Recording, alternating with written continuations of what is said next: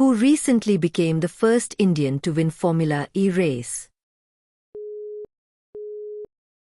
The correct answer is Jihan Daruwala. Which country will host the 2027 ICC Cricket World Cup? The correct answer is South Africa. Which Indian state recently launched Saur Kranti Yojana? The correct answer is Gujarat. What is the name of India's first AI teacher robot?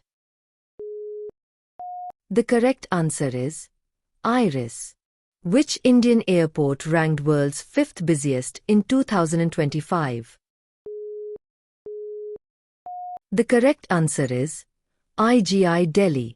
For more questions, download our app from Play Store or link is in comments and subscribe Strategy PCS.